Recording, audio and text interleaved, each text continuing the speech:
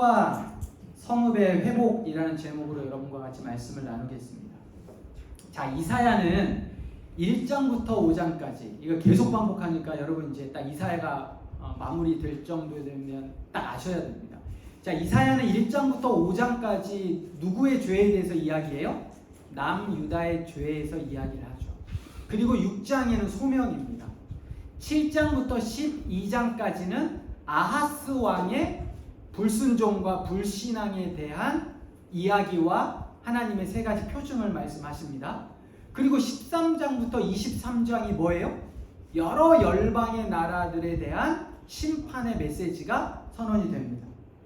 그리고 이제 이번 주 그리고 다음 주에 묵상할 24장부터 27장까지는 종말의 때에 국가를 넘어 한 민족을 넘어 온 땅을 심판하시는 하나님의 내용에 대해서 이야기를 하고 있습니다. 이번 주는 24장과 25장, 다음 주 26장, 27장의 두 주간 우리가 같이 그 말씀을 살펴보도록 하겠습니다. 자, 먼저 24장과 25장에 핵심 단어 두 개가 있어요. 그게 뭐예요? 땅이고 성읍이에요. 땅은 24장에 무려 15번이나 등장을 합니다. 15번이나. 절수로 하면 23절인데 그 중에 15번이 땅에 대한 이야기예요. 성읍도 10절, 그 다음에 12절, 그리고 2장 2절에 보면 3번이나 반복해서 이 성읍이 나와 있습니다. 이 말씀의 요지가 하나님께서 그 땅을 더 세우신다? 아니요, 하나님이 그 땅을 황폐케 하신다는 겁니다. 그리고 성읍은 더 견고하게 하신다? 아니요, 성읍을 허무신다라고 말씀하십니다. 그 이유가 뭘까? 하나님의 땅을 황폐케 하시고 성읍을 허무시는 이유가 뭘까? 그리고 오늘 우리에게 그 이유에 대한 교훈을 통해 말씀하시는 게 뭘까? 여러분과 함께 같이 생각해 보겠습니다. 자, 먼저 첫 번째는 땅을 황폐하게 하시는 이유입니다. 15번이나 반복해서 이야기한 이 땅이 상징하는 게 뭘까요? 그러니까 15번이나 계속 반복했다는 건 이 땅이 어떻다는 거예요? 중요하다는 거예요. 그럼 도대체 이 땅이 상징하는 게 뭘까? 말씀 안에서 힌트를 좀 찾을 수가 있는데요. 우리가 7절에 밑줄 그었죠? 자, 7절에 뭐와 뭐의 밑줄을 좀 그었습니까? 포도즙과 포도나무의 밑줄을 그었어요. 자, 그런데 7절에 보면 새 포도즙이 슬퍼하고 포도나무가 쇠잔하며 마음이 즐기던 자가 다 탄식하며 11절을 제가 읽습니다. 포도주가 없으므로 거리에서 부르짖으며 모든 즐거움이 사라졌으며 땅의 기쁨이 소멸되었도다. 자, 7절에 보면 포도즙과 포도나무는 사람들의 마음을 즐겁게 해준대요. 그러겠죠? 포도즙이 사람들의 기분을 좋게 해줍니다. 여러분들 아실 리가 없어요. 포도즙이 우리의 마음을 기쁘게 한다. 모르시죠? 드셔보셨어야 알지 이게. 네. 우리는 잘 모르지만 어쨌든 그 포도즙이, 그 포도주가 사람의 마음을 즐겁게 한대, 기분을 좋게 한답니다. 그리고 포도나무는요, 당시의 주 소득원이 바로 포도나무입니다. 포도나무는 당시 근동의 번영을 상징하는 게 바로 포도나무예요. 자, 이 모든 것은 어디서 시작합니까? 땅에서 시작해요. 땅에서 시작해요. 땅에서 자라는 여러 곡식들과 과일들을 통해 사람들은 먹고 살 수 있습니다. 그러므로 이 땅은 뭐를 상징합니까? 부를 상징해요. 그리고 이 부는 신분을 만들어냅니다. 신분이나 계급은 다시 부를 재생산해내는 거예요. 여러분, 신분과 사회 질서는 약한 자들이 세울까요? 가난한 자들이 세울까요? 그렇지 않아요. 신분과 사회 질서는요, 강한 사람들이 세웁니다. 가진 자들이 세우는 거예요. 힘 있는 자들이 세우는 게 계급, 신분, 그리고 사회 질서입니다. 거기에 우상 숭배까지. 누구예요? 바로 바알과 아세라죠. 뭐의 신입니까? 풍요의 신이에요. 농사의 신인 거죠. 비의 신 바알과 풍요의 신 아세라를 음란하게 섬기고 단지 부함을 위하여 더 많은 수확을 위하여 하나님을 버리고 우상을 숭배했던 당시의 상황들, 오늘은 다를까요? 사실 오늘도 똑같습니다. 돈이, 부함이 신분과 질서를 만들어내는 것, 여기에 자랑과 시기심과 신앙까지. 자, 그런데 오늘 그 앞에 있는 24장 2절이 굉장히 신선합니다. 24장 2절을 우리가 좀 같이 한번 읽어볼 텐데요. 한번 한 목소리로 읽을까요? 시작. 백성과 제사장이 같을 것이며 종과 상전이 같을 것이며 여종과 여주인이 같을 것이며 사는 자와 파는 자가 같을 것이며 빌려주는 자와 빌리는 자가 같을 것이며 이자를 받는 자와 이자를 내는 자가 같을 것이라. 아멘. 자, 이거 누가 이렇게 하시겠다는 거예요? 여러분, 원래 계급이 있었어요. 요에 비하면 신분과 계급과 경제적인 체계, 거기다가 종교까지 같이 있어요. 그런데 이게 어떻게 된다는 겁니까? 다 사실 허물어진다는 거예요. 이거 누가 만든 건데? 가진 자들이 만들었고 부한 자들이 만들었고 높은 자들이 만들었는데 뭐를? 이 신분의 차이를, 계급을. 근데 이걸 누가 파악시키겠다는 거예요? 하나님이 갖게 하실 거라고 말씀을 하십니다. 여러분, 거기 보면 빌려주는 자와 빌리는 자가 같을 것이고 이자를 받는 자와 이자를 내는 자가 같을 것이다. 이거 엄밀히 잘 생각해 보면 똑같은 말이에요. 이거 반복하고 있는 거죠. 아니, 빌리는 자, 빌려주는 자나 이자를 내는 자나 이자를 받는 자가 똑같은 말이잖아요. 이 경제적인 부분을 두 번 강조하고 있고 반복하고 있는 거예요. 이거 누가 세운 건데요? 인간들이 세운 건데. 근데 하나님은 그 인간의 기준을 무너뜨리시겠다는 겁니다. 3절과 5절에도 보면 땅을 여호와께서 공허하게 하시고 황무하게 하신다고 합니다. 하나님이 땅을 공허하게 하시고 황무하게 하신 그 이유를 아시겠습니까? 하나님이 인간이 세운 인간이 세운 기준, 신분, 자랑 내세우는 거 하나님 무너뜨리시겠다고 하시는 거예요. 너희가 마음에 즐기던 것, 포도즙을 통해 또 포도나무를 통해 너희를 즐겁게 하던 것, 땅의 기쁨들 하나님이 사라지게 하시겠다는 겁니다. 다 공허하고 황무하게 하시겠다는 거예요. 누가 없으면? 하나님이 없으면 그렇습니다.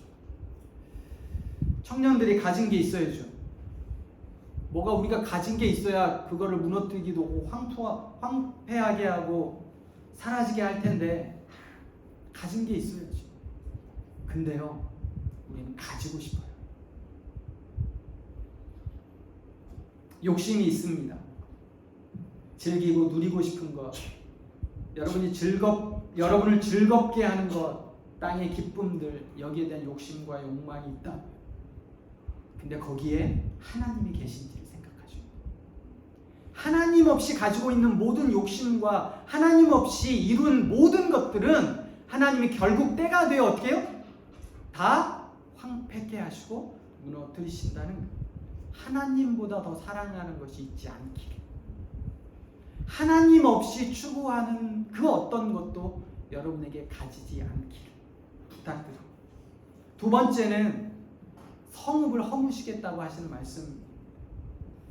여러분, 사람들이 성을 언제 처음 세웠을까요? 사람들이 성을 언제 처음 세웠을까요? 뭔가 이렇게 말씀하고 계신 분들 소리도 있었는데, 자, 1번 창세기, 2번 출애굽기, 3번 레위기, 몇 번?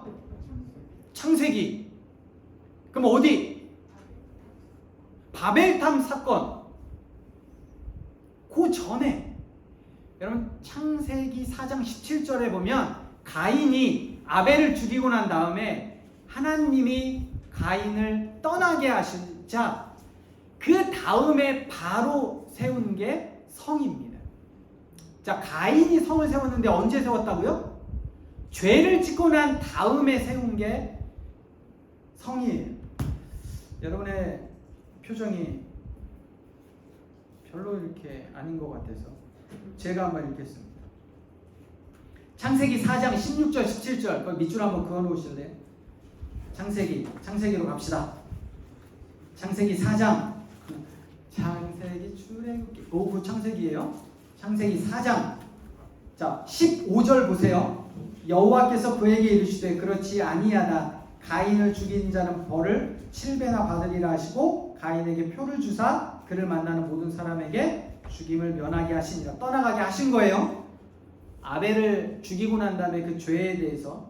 그리고 나서 16절 가인이 여호와 앞을 떠나서 에덴 동쪽 롯 땅에 거주하더니 아내와 동침함에 그가 임신하여 에녹을 낳은지라. 가인이 뭐를 쌓고? 성을 쌓고. 이게 이르거든요. 히브리어로 이르. 처음으로 성을 쌓았습니다. 이게 처음 성을 쌓은 거예요. 그리고 나서 두 번째가 여러분 창세기 11장으로 가보세요. 11장 4절 5절 8절 성읍 성 거기다 나 동그라미를 빨리 쳐놓으시면 돼요.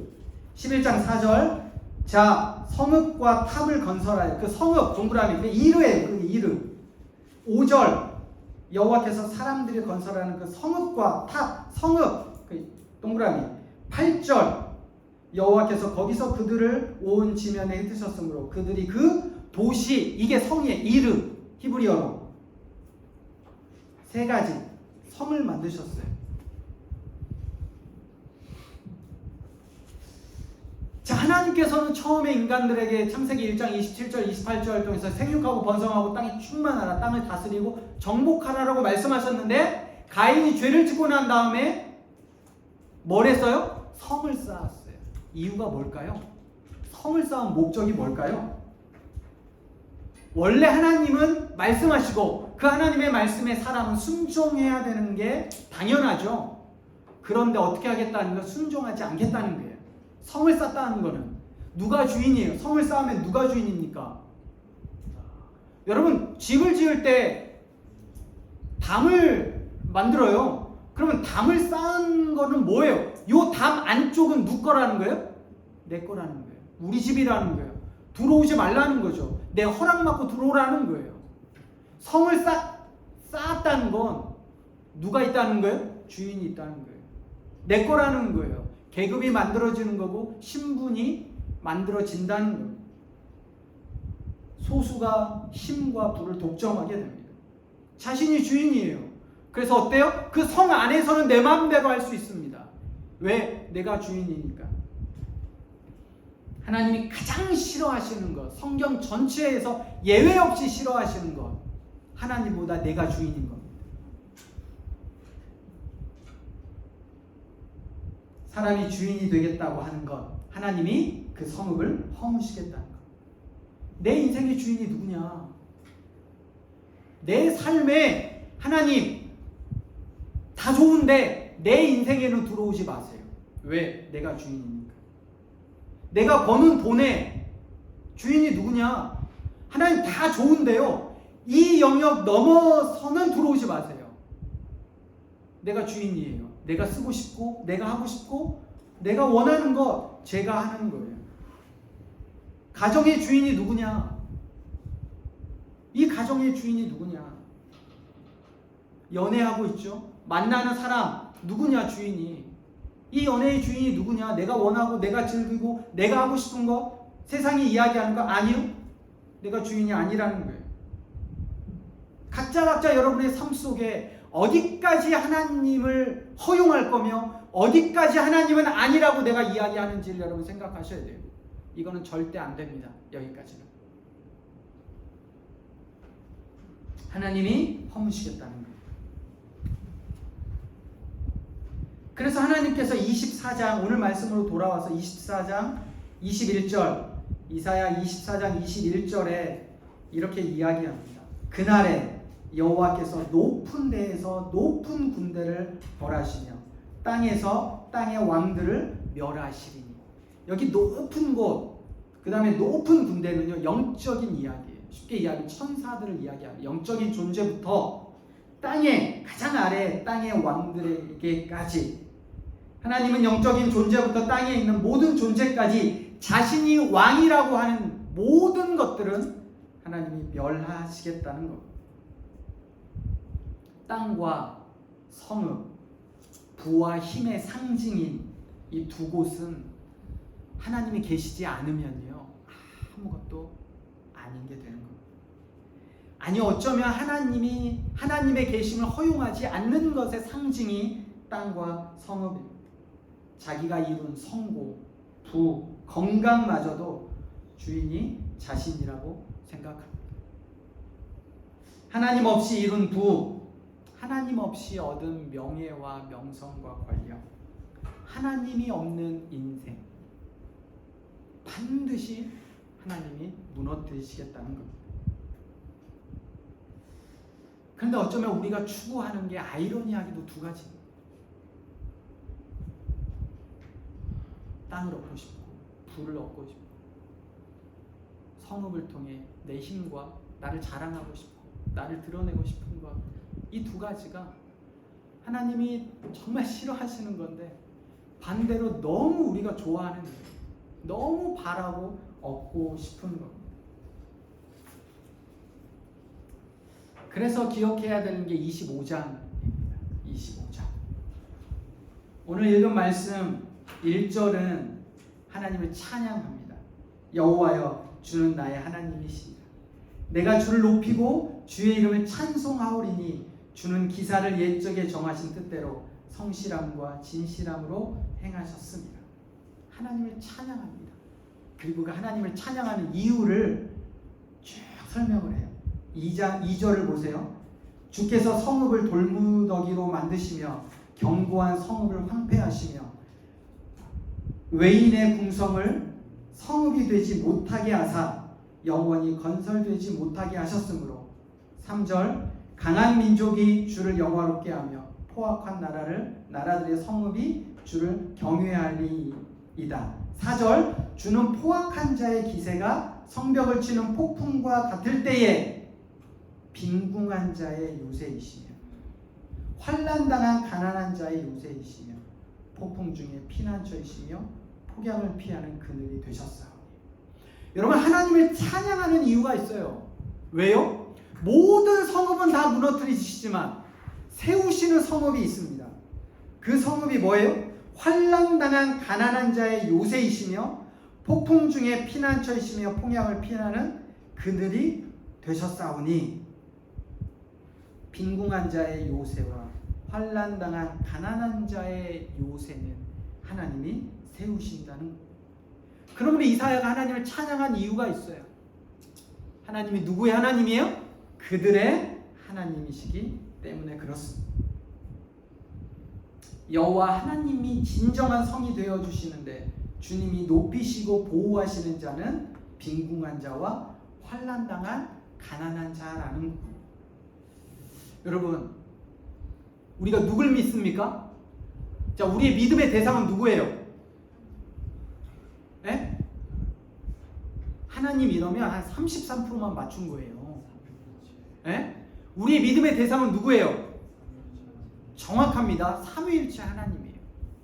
그 하나님이 인간의 몸을 입고 이 땅에 처음 내려오신, 여러분, 처음이라는 단어는 굉장히 의미가 있어요. 내가 어느 곳에 처음 가봤다, 처음 먹어봤다, 처음 경험했다. 처음 하나님이 인간의 몸을 입고 이 땅에 처음 내려오신 그 장소가 어딘지 아세요? 마구간이에요. 마구간. 근데 우리나라 성경에는 마구간이라고 번역되어 있어서 우리는 뭔가 집처럼 뭐라도 있는 것 같은데요, 더 정확한 표현은 여관 앞마당이라고 표현을 해야 됩니다. 예수님이 태어나신 곳은, 처음 인간과 접하신 곳은 여관 앞마당이에요. 근데 그 여관 앞마당은 어떤 곳이냐면 주인이 여관에 들어가서 잠을 자요. 근데 주인을 태우고 왔던 짐승들, 나귀나 말들은 그 여관 앞마당에 묶여 있습니다. 그리고 그 주인을 모시고 왔던 종들 여관 앞마당에서 잡니다. 그리고 여관으로 들어갈 수 있는 돈이 안 되는 가난한 사람들 다 여관 앞마당에서 바람을 피하는 정도입니다. 위는 다 뚫려 있어요. 근데 그곳에 누가 오신 거예요? 예수님이 오시는 거예요. 예수님을 처음 맞이한 사람들은 누구예요? 가난한 사람들이에요. 예수님을 처음 맞이한 건 짐승들이라고요. 왜 예수님이 처음 인간을 만나실 때 그 여관의 앞마당에서 만나셨을까요? 여러분, 이게 하나님의 메시지예요. 좋은 어디 그냥 우리 그 크리스마스, 곧 크리스마스가 되는데 이렇게 모형 보면 예수님이 집이 있고 뒤에 벽이 있고 아니라고요. 다 앞마당에서 만나셨어요. 예수님의 직업이 뭡니까? 예? 목수예요. 목수. 왜요? 아버지가 목수셨으니까요. 그래서 그 아버지를 따라 목수 일을 하셨는데 오늘 목수와 완전 달라요. 예수님이 사시던 곳은 갈릴리였어요. 뭔가 가구를 만들거나 집을 새로 만드는 그런 일을 한 목수가 아니셨다고요.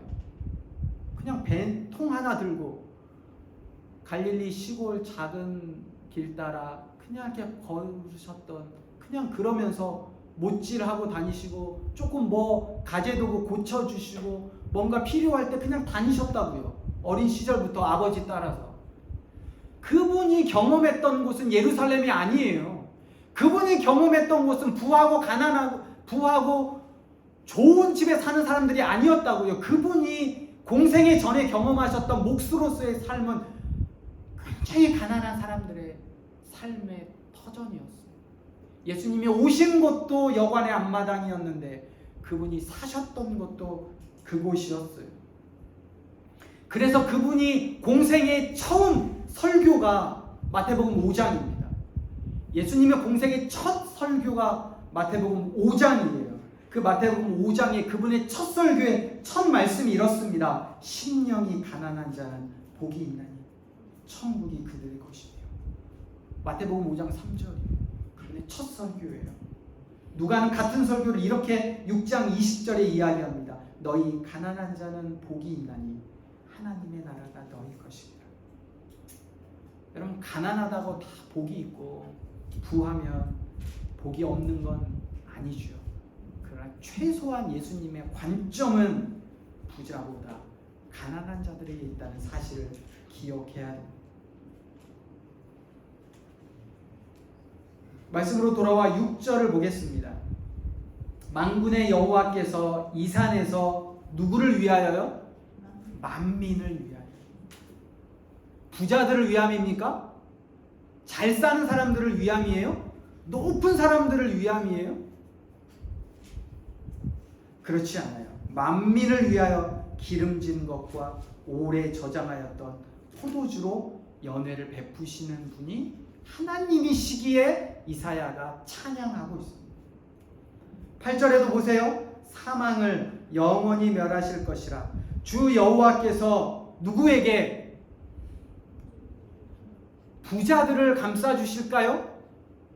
높은 사람들을 더 위해 주실까요? 그러시지 않아요.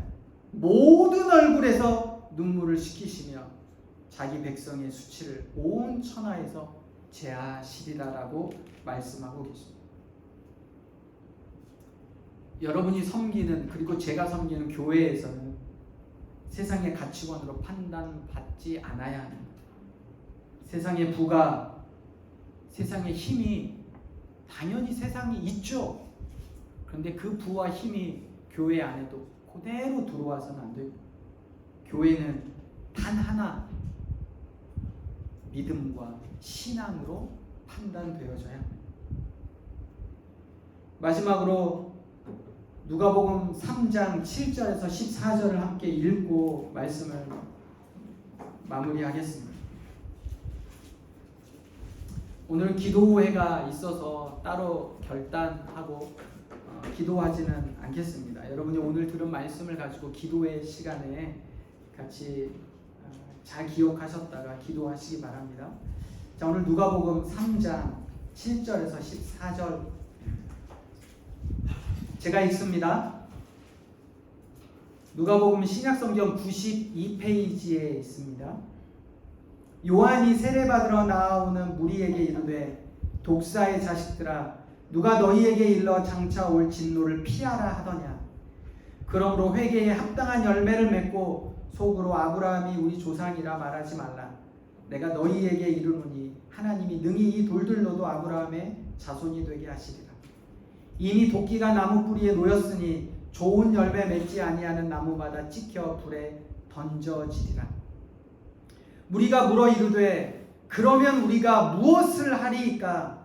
대답하여 이르되 옷 2벌 있는 자는 옷 없는 자에게 나눠줄 것이요 먹을 것이 있는 자도 그렇게 할 것이니라 하고 세리들도 세례받고자 하여 와서 이르되 선생이여 우리는 무엇을 하리이까 하매 이르되 부과된 것 외에는 거두지 말라 하고 군인들도 물어 이르되 우리는 무엇을 하리이까 하매 이르되 사람에게서 강탈하지 말며 거짓으로 고발하지 말고 받은 급료를 족한 줄로 알라 하니라.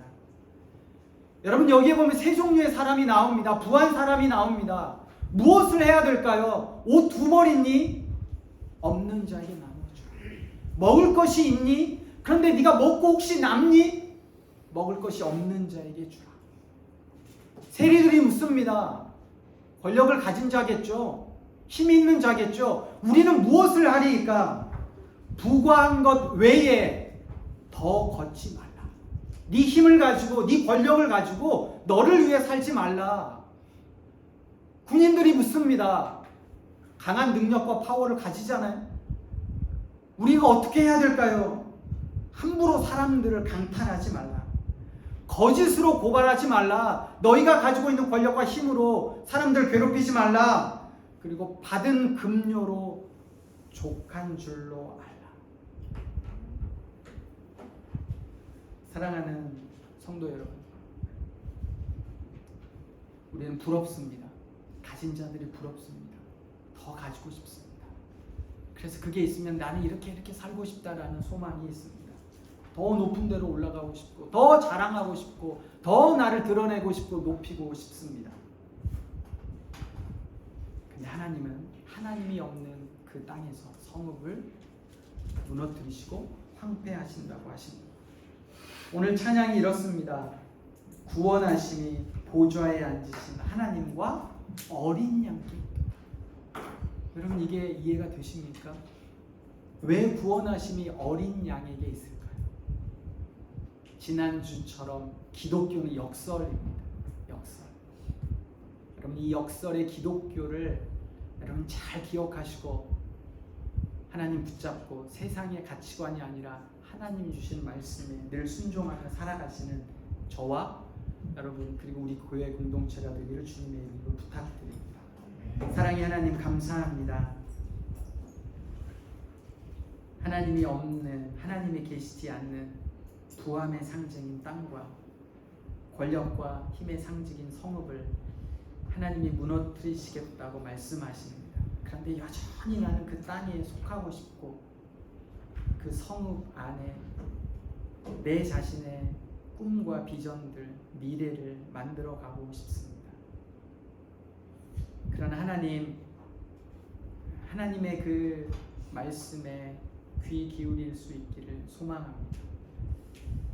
잠깐의 기쁨과 즐거움이 아니라 하나님이 주신 영원한 소망과 또 가치에 우리의 삶을 두게 하여 주옵소서. 청년의 때에 이들이 듣는 소리는 세상의 소리이고 성공의 소리이고 잘됨의 소리이고 번영과 높아짐의 소리일 텐데 하나님이 계시지 않는 곳이라면 과감하게 내려놓고 하나님이 계시는 곳으로, 하나님이 인간의 몸을 입고 이 땅에 처음 내려온 곳이 어디인지, 그분이 사셨던 곳이 어디인지, 그리고 그분의 말씀이 우리에게 어떻게 깨달음을 주는지 우리가 함께 고민하며 살아가는 귀한 청년들, 또 하나님의 사람들, 하나님의 자녀들, 하나님의 백성들 모두가 될 수 있도록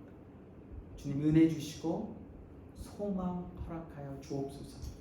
이제는 우리를 위하여 십자가에 죽으시고 3일 만에 다시 부활하신 예수 그리스도의 은혜와 우리를 사랑하시되 하나뿐인 아들보다 더 사랑하신 하나님의 사랑하심과 진리의 영으로 늘 우리와 함께 하셔서 무엇이 바르고 무엇이 옳고 무엇이 참된 것인지를 깨닫게 하시는 성령의 역사, 교통, 감동케 하심이 오늘 말씀을 통해 깨닫게 하시는 그 깨달음 붙잡고 이 세상 속에 치열하게 살아가는, 그리고 그렇게 살아가며 주님을 힘입어 승리하며 주님이 주시는 부함과 주님이 주시는 능력으로 넉넉히 싸워 이겨나가기로 결단하는 귀한 하나님의 사람들의 삶과 인생과 가정과 학업과